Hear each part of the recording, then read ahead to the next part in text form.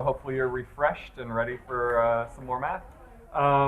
The one announcement I want to make before we get started is you've noticed, hopefully, that there's a panel tomorrow afternoon to close the workshop, but there's no details listed in the program. So just to make sure you're not at all tempted to try to skip out early tomorrow. So the panel is on the topic of the workshop, which I had to look up, looking forward to 2050. And we're going to have Stephen and David, Frank, Kelly, Maria Illich, and Chris Stent discussing. Oh, sorry, Newberry. Yeah, Dave Newberry. I didn't say that last name for that. So it's a great panel. Come quiz them, get your tough questions ready to put them on the spot during that last session tomorrow. So, but for now, okay. Thank you, Adam. Thank you very much for the organizers for the invitation. It's great to be here. So I'll talk about time-varying non-convex optimization and its application to OPF. And it's mainly the thesis work of Yujie Tang, who's just graduated from Caltech, is now a postdoc with Lina at Harvard. In collaboration with Emiliano Dall'Anese at UC University of Colorado, Boulder, and also Andrey Berstein at NREL. So I will briefly motivate the problem in the context of power systems, and then I will describe the setup Yujie has in his thesis. And then I would describe the first order algorithm that Yujie designed and also its tracking performance, and then the second order tracking algorithm, and then show you some simulation results. So hopefully I will have 10 minutes at the end that I will do an advertisement completely unrelated to this. There's another project that we are working on at Caltech, which we try to build a research portal for EV charging research. So hopefully I'll have 10 minutes to talk about this at the end. Okay, so the motivation. I guess everyone knows OPF is routinely solved for various applications. There's a huge literature, and there are lots of different models, AC, DC, linearized, approximates, and so on and so forth. And what we focus on in OPF as a motivation is a time-varying nature. And we'll see the examples why OPF, we might be interested in solving OPF with time-varying problems. But also non-convexity. So typically, it just simply is a constraint optimization problem where you want to minimize a certain cost subject to a set of equality constraints, for example, powerful equations, and also some inequality constraints, for example, some generator limits, for example. So you haven't seen this before, don't worry. But you have seen this, so you know what it is. So this is OPF that you write in a complex form. You can, where the cost function is some, say, quadratic function in the voltage vector. So the variables are the vector of voltages, voltage phases, with the n buses in the network. Then V is an n-dimensional complex number. So it's S will be the injections, so real and reactive power injections, and L will be line flows, again, real and reactive, or real and imaginary line flows. So everything is complex. All numbers are complex numbers. And this is a powerful equation. You can express like this. And again, Sj is the injection at bus j to the rest of the network, which can be described in terms of voltage vectors. And then this is a line flow. Then you may have injection limits. So the loads or generations satisfy certain lower bound, upper bound. And by this, I mean really two inequalities, one for the real part, one for the imaginary part. And these are line limits and the voltage limits. So Yj, one for each j, one for each bus j, depends on network topology. It's not the admittance matrix, but it's a functional admittance matrix that one for each j that describes the network topology, impedances in the network, and so on. And this is the Sj, again, is the net power injection. So for example, so this is a general formulation where the optimization variables are all the voltages in the network, all the power injections, and line flows are given by these expressions. Typically in applications, say some of the injections may be given parameters. They're not optimization variables. So that's easy to do. You simply set S upper bar and S lower bar to be the same value. Then that's just fix it to be constant. And therefore, this is somewhat general notation. So one of the difficulties is that the powerful equations are nonlinear, and therefore the problem is non-convex. This shows up at this Yj matrices, one for each j, they're not Hermitian, okay? And therefore they are not positive semi-definite. Okay, so so the static problem, again, OPF is so important because it underlies numerous applications. And it's also these non-convexity makes it very difficult. This is the famous diagram from Ian Hiskins for this 3-bus network. This is the feasible set, basically. So complicated or beautiful. So let's look at one example. One example is, say, in a distribution network, we want to control, say, the reactive output of smart inverters that connect, say, the solar panel to the grid to help stabilize the voltage in the network. So if you have a network of these smart inverters, what is the best way to control the voltages in the network by controlling the reactive power? Well, you can formulate that as a OPF problem. If you look at the, say, one example, let's say in bus J, then this powerful equation looks something like this, where this is the net active power, this is net reactive power. So these are the background loads. Typically, these are measurements. We increasingly will have measurements in real time, for example. Solar power that we measure from, say, at the inverters. Again, these are the measurements. The optimization variables are in this application will be the reactive power at the inverters and also the voltages in the network. So in terms of what we actually control, we don't really actually control the network states, the voltages typically. We typically control the injections, right? But in the optimization, these are part of the optimization variables that they iterate on. So this is one example where the background loads change over time, and certainly the generation may change over time. And therefore, each time t, you have an OPF, right? So if for each time t, you can solve your OPF to optimality, then fine, do that, and then apply a control, that's fine. So we're interested in the case where you don't have enough time to solve this OPF at each time t to get to the optimality. Then how well can you track, right? So that's the motivation. Another example, if you're interested in EV charging, so that's related to the advertisement at the end. Then again, you can formulate this as OPF. And the net load, say for your building, you're at a garage, for example, the net load for the building can be time varying. So this is net load already subtract off the on-site solar generation, for example.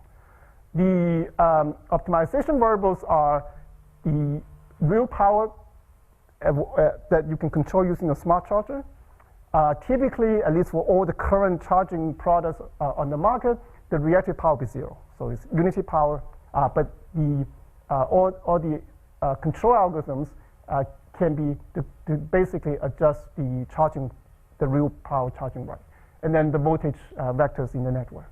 So these are examples where we are interested in solving time-varying OPF problems. And again, we're interested in how well can we track. Right? So we're increasingly have real-time measurements. Indeed, the Caltech garage we do have real-time measurements at the timescale seconds, and you can do the measurement, do the computation, and then control and so on.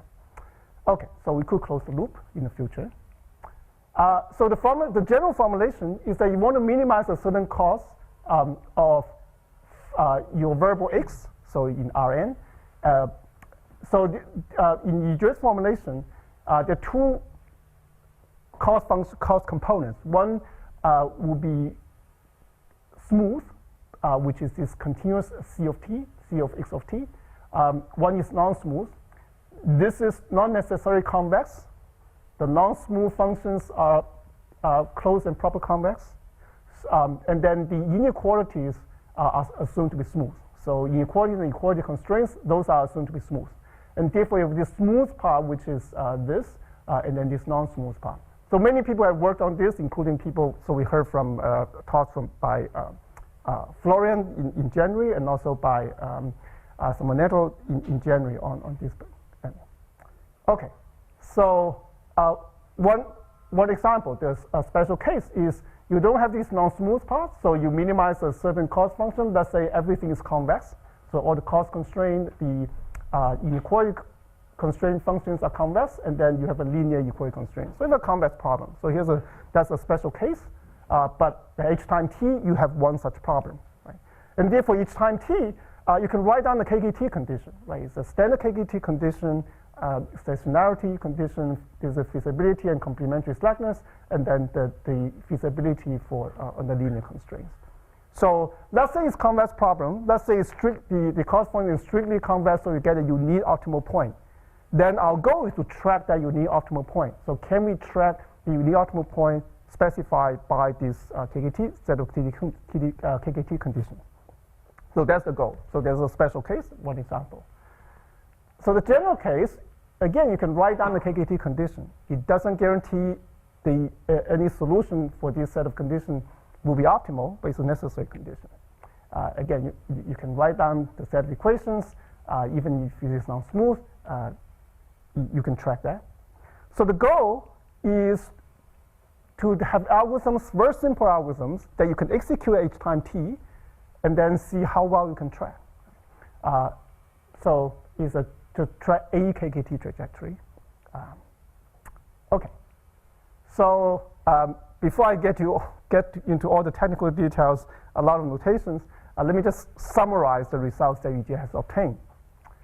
The key issue again is how well can we track with, say, a single step. In general, you can execute 10 steps for each time.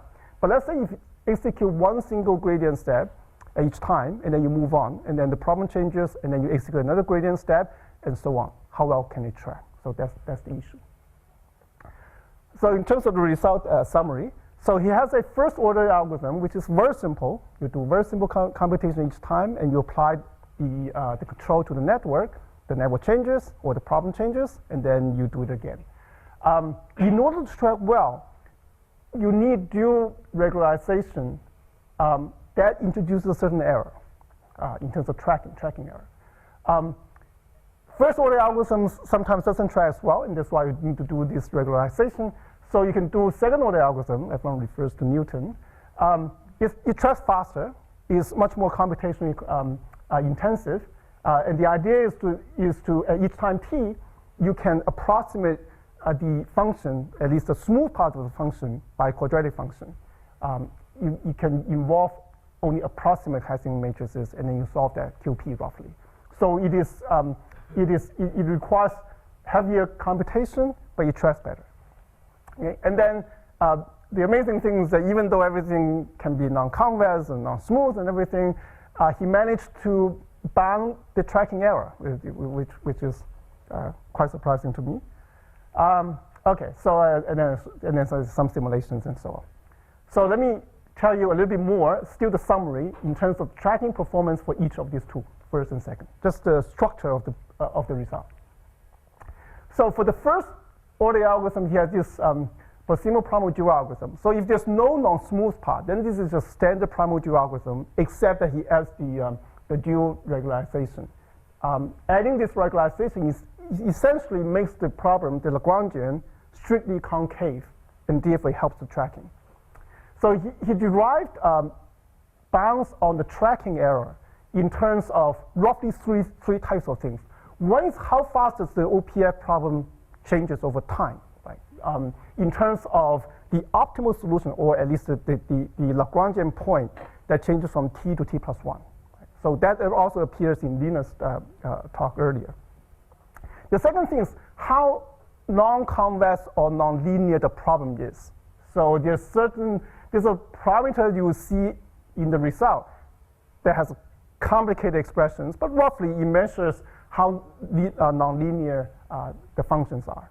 And the third is also because of the dual regularization, there's an error introduced through this dual regularization.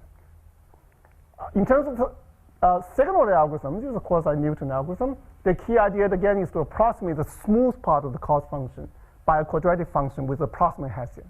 And then he derived bounds in terms of, again, how fast the KKT point drifts. So this is a primal algorithm, and so there's no dual variables, just in terms of primal variables. The maximum error from quadratic approximation, including approximations in the Hessian. Right? And then also there are two approaches. And one approach uses dual regularization, and then that introduces a certain error. So that's the structure of the let me just show you some simulations before we get to the technical details. This is a first-order algorithm, and using the IEEE 37 bus. He added 18 PV systems into the network, and this is mobile control applications, basically. So these are the time the data for this is some of them are individual load profiles, some of them are total load profiles, and some of the total PV generation. So there's time varying parameters. We assume we have this h time t, this measurement h time t, and this is some cost function and some constraint set. This basically describes the capacity of the smart inverters.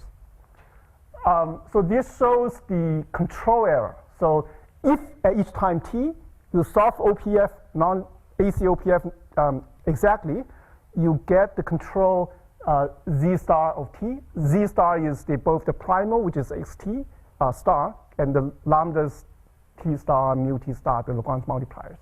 So you look at the control error of the control. Z tilde t is the primal and the dual variable h time t according to his first order algorithm. So there are some spikes when there are big changes, but on average, the relative error is about 1%, so reasonable. If you look at voltage violation, so this is not cost, but you look at how often, because you relax the constraint, in particular voltage constraint. So the voltage violation seems reasonable. You do push it towards the boundary, which means that you just lower. If you want 6 per unit tolerance, then you just lower it to 0.5, for example. So again, it behaves pretty according to what you would expect, basically. So average voltage violation is pretty small, 0.1%, not 0.1, sorry, 0.1% per unit. Okay, for the second order algorithm, he implemented this BFGS, one version of that, using IEEE 300 buses. And the two curves, so the previous simulation I showed you the control error. This shows the cost between the optimal cost, if you solve each OPF h time t exactly, versus the cost due to this algorithm in the second order algorithm. So this is time. They are basically two curves, but you can't differentiate between the two. If you look at the difference, so you take the difference of the two curves, basically very small, 0.1%. So at least in these examples, it seems to work very well, right? Yes. There is no non-smooth term in this example. In these examples, there's no non-smooth term. That's right. That's right. So these examples don't mean to suggest everything's easy and done deal. There are actually a lot of challenging issues, especially if you think about if you want to apply this in practice, there's lots of challenges. But at least it shows that some example, this approach can work. Yeah. The load doesn't change over time, right? It does. So yeah. So let me see. So the non-convergence mixes up with the load variation, right? That's right. That's right. So you will never converge because at each time t, we just take one gradient step. Yeah. And therefore the issue is how well can you track? Yes. So if the load changes very fast, then it's double, right? Which means that that's right. You have to, yeah, you have to chase fast. Yeah. Yeah. So these are some of the challenges that. Okay. So let me get to the details. So the notation is a little bit heavy, but don't worry. I just point out the structure. So first order algorithm. He also has this very nice continuous time limit of everything, of the algorithm, of the tracking error, but I'll skip that. Okay, so let's start with the special case. Special case, no non-smooth part. So it's just simple. You minimize certain continuous function subject to inequality, equality constraints. Could be non-convex. What you do is the normal stuff, the primal-dual algorithm. So you form the Lagrangian, which is the primal cos, and then the Lagrangian multiplier times the constraint. And then the primal-dual algorithm simply, you iterate both on the primal variables and the dual variables. In the primal variable, you just go in the negative direction of the gradient of the Lagrangian. Right? And the dual variable, you just move in the positive direction of the gradient of the Lagrangian. So alpha is a scalar, which is the step size for the primal variables, and eta alpha is the step size for the dual. Right? So it's just, okay. So this is a standard thing. Now, right, okay, so the first order algorithm like this typically is too slow to track well, and also there's no non-smooth path. So let's just put in a non-smooth path, the general case, put in non-smooth path. In addition to the standard Lagrangian, he added this dual regularization that speeds things up. Okay. And therefore, epsilon is a parameter of the regularization. So if you have epsilon is large, the problem is more better shaped, better conditioned. It performs tracks better, but then you also introduce error. You do the same thing. The only difference is now that instead of doing this on the primal variables, you just do this proximal primal-dual because of the non-smooth path. So let's say the non-smooth function is simply the indicator function of a certain set, x, capital X, right? So h of x is that if small x is a capital X in the set, h is 0, no cost, otherwise it's infinite.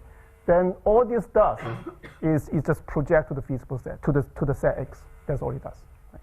And the rest is the same, except that now the Lagrangian will involve the regularization term, so you have some epsilon lambda stuff here, but the same principle. So that's the algorithm, very simple. What can you say about the tracking error? So let's say the tracking error is the difference between the primal and the dual weighted by this eta. Eta is part of the step function for the dual. So you can bound the tracking error in terms of how fast the problem drifts. Right? So this in terms of how the KKT point changes from t minus 1 to t weighted by this eta.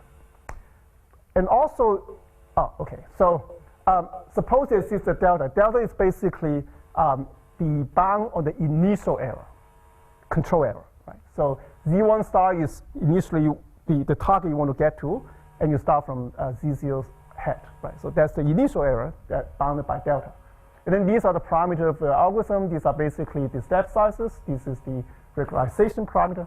So the second condition, this is the how fast the problem drifts. This is the error due to dual regularization. Is complicated expression, but it's basically a measure of some error due to a dual regularization.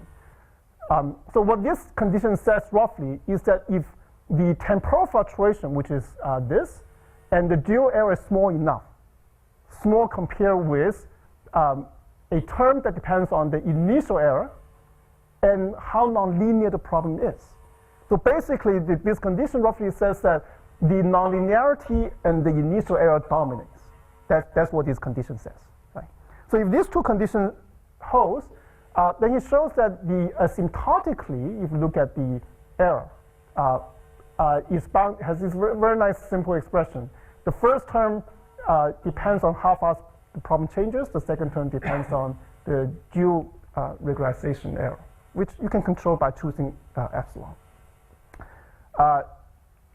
Because of this error, because of this condition, it is less than this.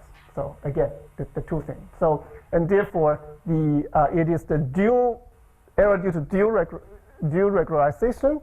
It is nonlinearity of the problem, and also just initially how far away you are from the optimal.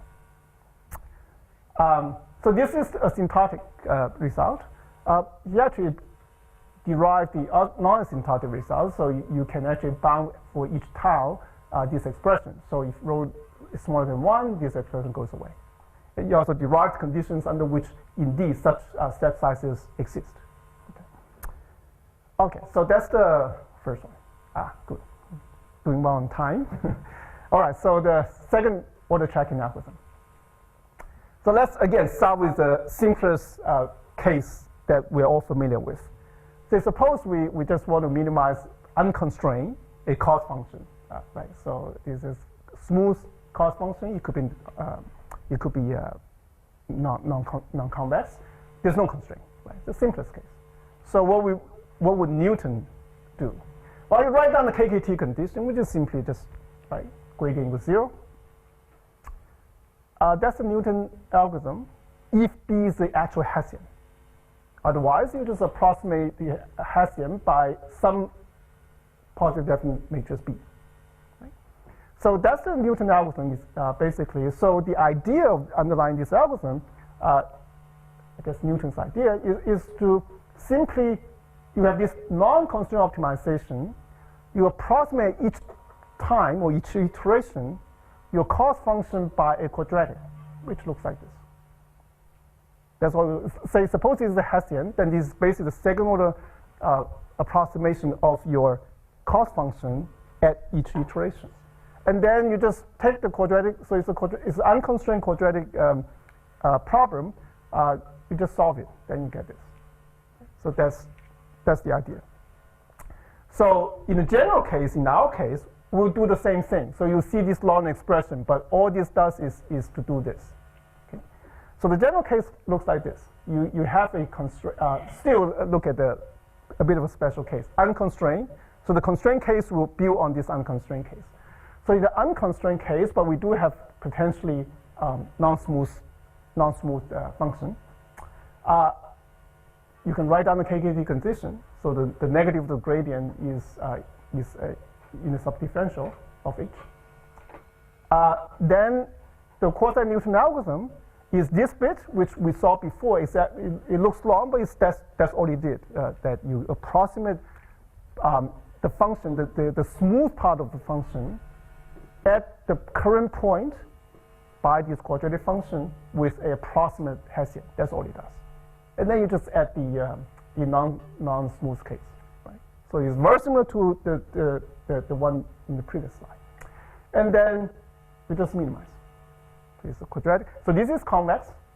Let's say this is quadratic, then you just get a quadratic problem, and you can solve it. So each time you solve this problem, basically. So it's a lot heavier in terms of computation. So each time t, you have to solve a quadratic program. Assuming this is convex quadratic, then that will be the control that you apply. So again, the goal is to track the KKT, a KKT point. Okay, so what can you say about this algorithm? It's a primal algorithm, so there's no dual. Yeah. So the tracking error is simply, again, the same thing. You look at the primal control at optimal control versus the control computed by the algorithm, weighted by any matrix W. It could be identity. So can you bound the error? Well, you can bound in terms of how far the problem drifts. The same thing as before, except that it's just x star. Right? There's no dual variable. This is the worst case over tau. Okay? The same as before. And then another parameter that will appear in the bound. One is, so this is basically sort of the upper bound, lower bound of your Hessian approximation. Or the ratio will be close to the, like the condition number. So again, look at the worst case over the time. Right? So for example, if you're approximating Hessian, is simply the W for all time. Right? Again, W can be identity, right? Whatever W, positive definite W. Then this will be 1. Okay? Otherwise, there's a gap between sort of the lower bound, upper bound of your approximating Hessian. Then this is the parameter that will appear in the bound. And what it says is essentially how well the quadratic approximation is along the direction of this. So this is where I am at the beginning of time tau. This is where I am. This is where I want to get to. So what matters in terms of quadratic approximation is just along that direction. So rho will be small if the approximation, the quadratic approximation and the approximation of Hessian is good approximation along this direction, then rho is small. And therefore, rho is really a measure of how well the quadratic approximation we use each time tau is. Then you can show that if this maximum relative error of this quadratic approximation is smaller than, say, this condition number, okay, then asymptotically, this also has this very nice simple form. So again, rho is how well the quadratic approximation is. Sigma W is how fast the problem changes. Okay. So for example, if you fix your Hessian approximation to be some constant over time, you don't change over time, then lambda small m and lambda big M will be 1, then you get this simple expression. So this is asymptotic. Again, he derived the non-asymptotic version where this is less than 1, so this goes to 0 asymptotically. Okay, great. So that's the unconstrained case. In the constrained case, so this is a general case with non-smooth version from cost component and also constraints. So you can write down the KKT condition, and it turns out it's a little bit subtle on how you actually write down the KKT condition. But he figured it out. It's amazing. So again, the goal is to track a point specified by these set of equations. Okay. So there are two approaches once you put in a constraint. One is simply add the constraint as a penalty. So this phi is basically the constraint penalty, and you add this penalty to your objective function, and you do this unconstrained optimization. So you go back to the first case. Right? And you can just work out the details with all the phis and everything, but it's basically the first case. And you apply the tracking algorithm and also the bound for unconstrained optimization. The second approach is primal-dual, right? And then you need this dual regularization thing. So the first step in this approach is that you approximate the smooth part of the cost function by quadratic. Just something we did before. You form the Lagrangian, so this is the approximate the approximate objective function, primal objective function, and this is Lagrange multiplier for these constraints, right? So the normal Lagrangian, except for the approximate cost, and then you add the regularization on the dual, so that you get a strictly concave function in the dual variables, and then you solve it. So each iteration tau, you solve this problem. So this is a convex problem. So the primal is approximate cost, and therefore it's a convex function. So in principle, you have a convex problem, you can solve it. You can do you get a solution. That is the control you apply each time t. And therefore each time t is a lot more computation than first order. So you can then apply the tracking bound to this problem. Similar principle, but the details are different because the functions are different. And you can get tracking error bounds that has a similar form. The details of what these symbols actually, the detailed expression of those symbols are very different, but it has the same form. You always get this 1 over rho at the denominator. Okay, so good. I'm doing very well on time. Okay, so basically that's part of Yujie's thesis.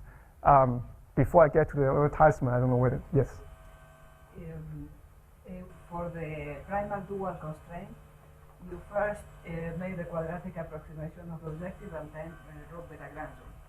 But like this, you don't have any second-order information of the kernel of the physical set. It's it is recommended in optimization community that first you write the Lagrangian and then you make the second order approximation. There you will have second order terms of the f, you see? I see. So right. So you're talking about this, right? Yes. I see. So you could write the Lagrangian and right. then you right. make the you then do the process. And it for sure this is what SQP does. Right. Yes. Good point. Thanks. I had Yeah. a question about your KKT point trajectories. They're not continuous, right? They can disappear and appear. And so what are you saying when you? That's right. So these are some of the issues that are challenges that you need to deal with if you actually want to use it in practice. So what he proved in his thesis, though, is that he derived conditions under which you don't have this problem that the KKT point, they're isolated, so you can actually track them unless you just jump from one trajectory to another. Secondly, it doesn't disappear. But he did have some simulation. He ran into simulations where he thinks what strange behavior they observe is actually due to a KKT trajectory disappearing. So this could happen. When it would turn into an inflection point and then vanish, right? Yeah, right. So yeah, not clear how to deal with this. So in his thesis, he basically derived some sufficient conditions to guarantee that these complications do not arise. Yes. I was talking about your dual regularization, because I'm usually used to see kind of a penalization that you use the norm of the constraint violation as opposed to that to penalize. Does that work? Like, all these the methods of penalized Lagrangians Right. use Right. the violation of the constraint as opposed to the norm of the. So are you referring to the first approach where you Well, when make you penalize the regularization that you're doing, yeah, I mean, ultimately what you are trying is to convexify locally the function. that's right. And In a dual you variable, yes. penalize the penalty, the violation of the constraint, then it kind of convexifies the function outside of the tangent plane.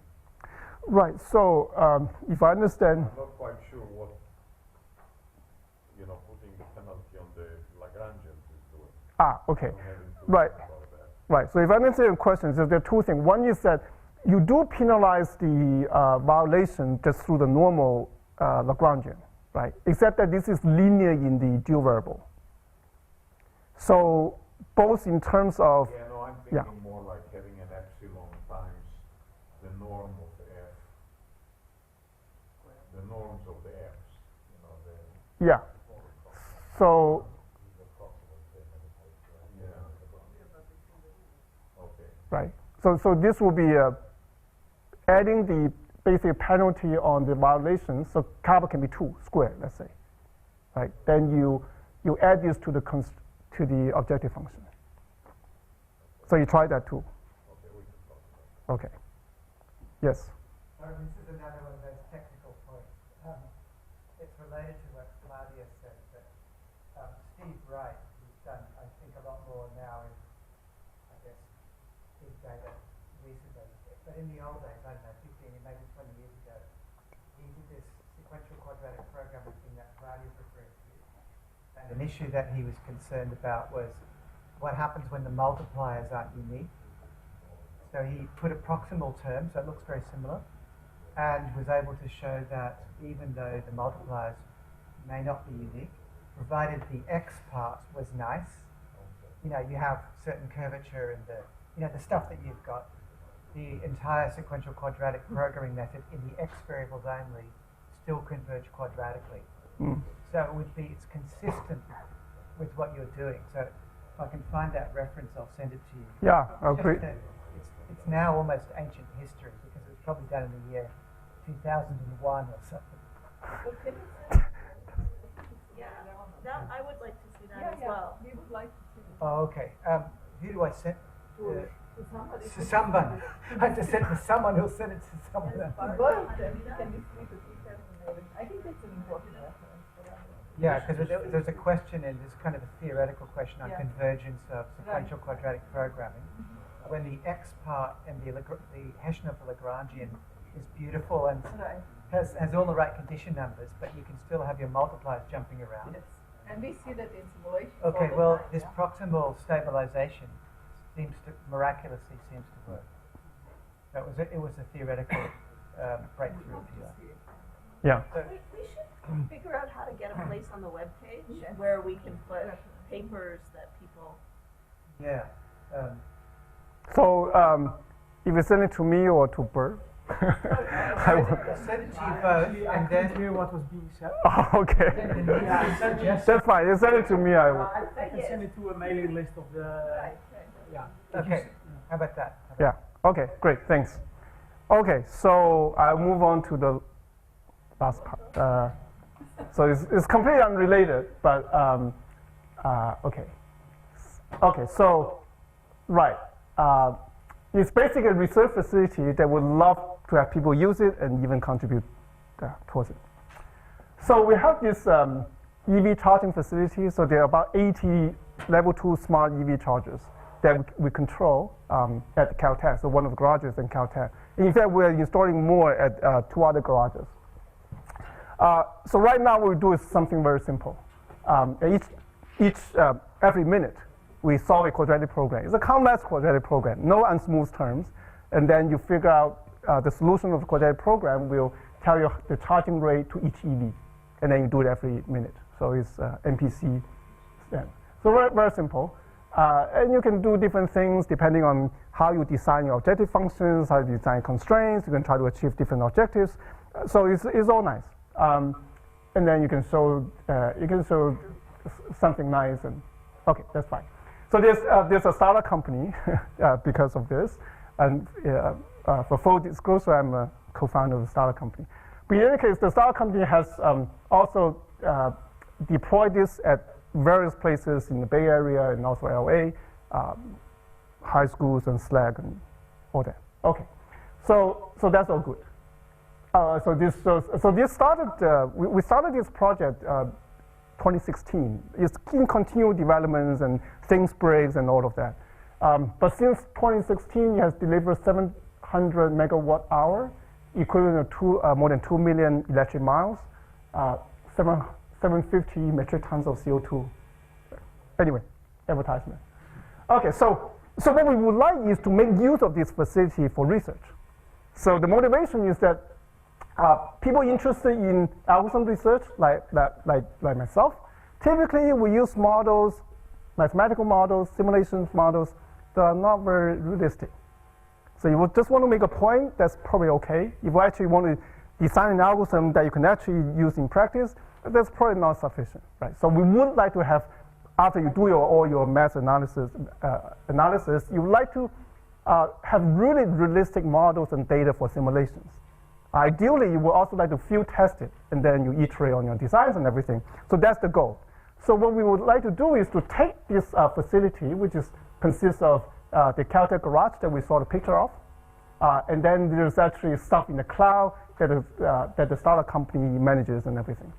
And then build an intermediate layer that consists of 3 pieces. One is that you get the data. So we have all this deployment.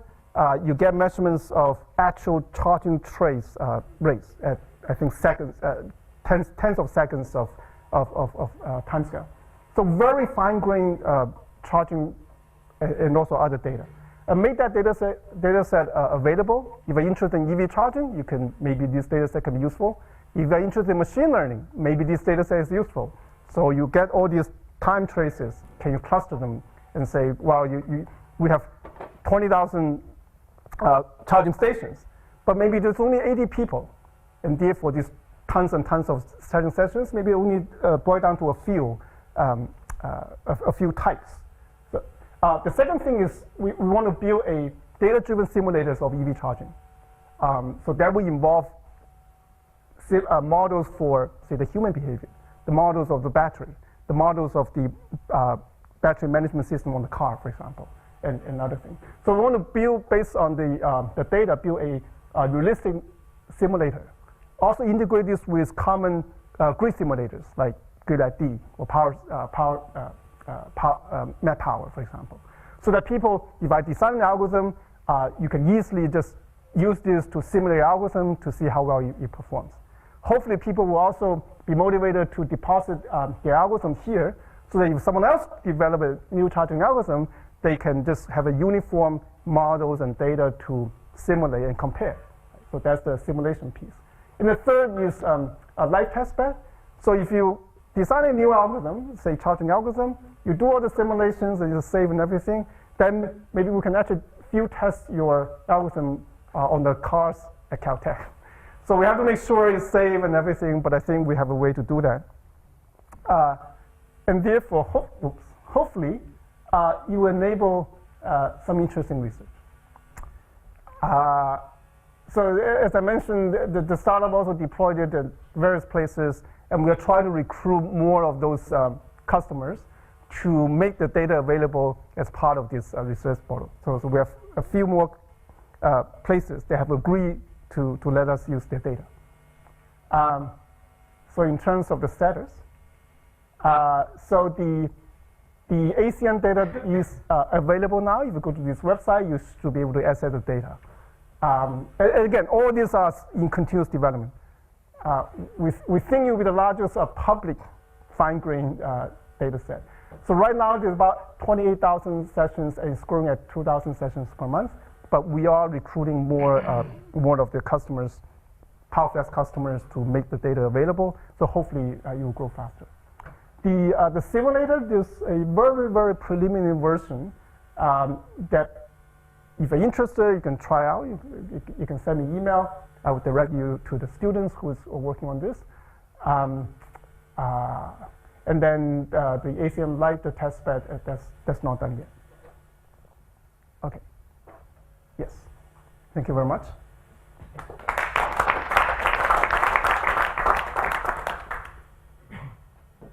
Okay, we had a question break in the middle, but here's the second round of questions. So Steve, why do we need all these data to identify the model of the car and charging patterns? How much data you need to identify, Sean's car, and to what level of detail? I don't understand what is objective. Right. So we haven't done that. So well, I have a student who is looking at this, so I don't know the answer. But the challenge in let's say we want to build a battery model. So there are different battery models at different levels of detail, and then let's say we take any one of those, and we want to use the data to identify the parameter, let's say. The challenge is the following. What we observe, so we observe all the control signals that we generate. We also observe the actual current that's drawn by the car. So the control signal will tell the cars that don't charge at a rate higher than X, but they can charge at a lower rate than X. So the actual charging current that we see is a combination of our control signal, the battery behavior, which depends on all the chemistries, and then the battery management system on the car. So the last two things we don't have. So can we somehow untangle all this and build a model for the battery, for example? So in terms of user behavior, there's user behavior for us, at least at this point, it's very simple. It means when we will arrive, when we will depart, how much energy you charge. So that you can easily do. We have done that. So those are just the session data. So that's easy to analyze, but the time series less clear. Actually, are all at Caltech, all the EV owners, they park in the same garage? You have a garage where you put all or is it like a few stations at each garage? So this is, at this point, one single garage. It has about 80 chargers.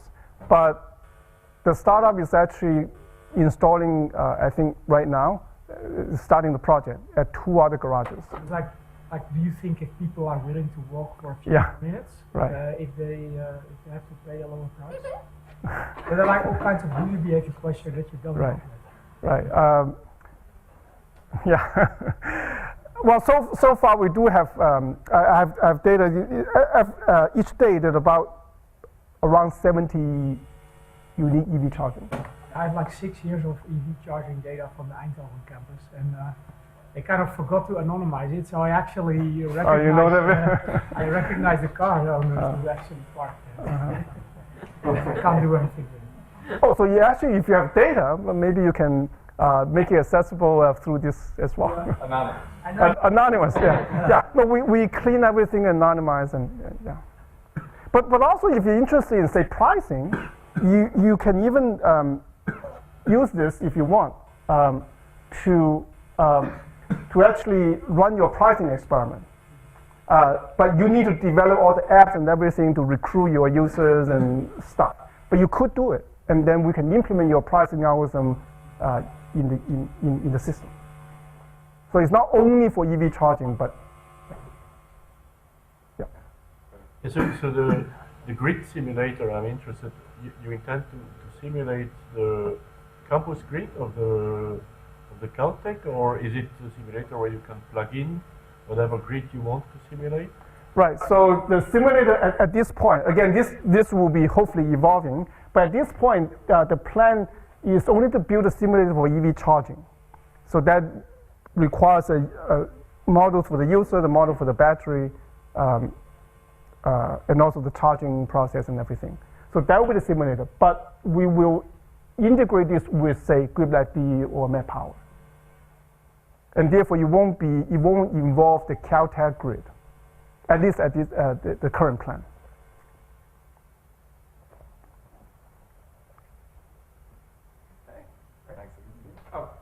Sorry, you got the last one. Sorry, on the previous discussion, the more technical side. So for power flow equations, it is known that LICQ holds with probability 1. That is, with probability 1, you will always have existence and uniqueness of multipliers locally. And so I'm very surprised that you see this numerically, that they disappear or merge with bifurcations. Right. So we don't know exactly what happened. So we just observe this strange behavior, and the suspicion is that the KKT point disappears. It may not. It could be just a numerical issue. We don't know. Okay. Now, thanks again. Okay. Thank you.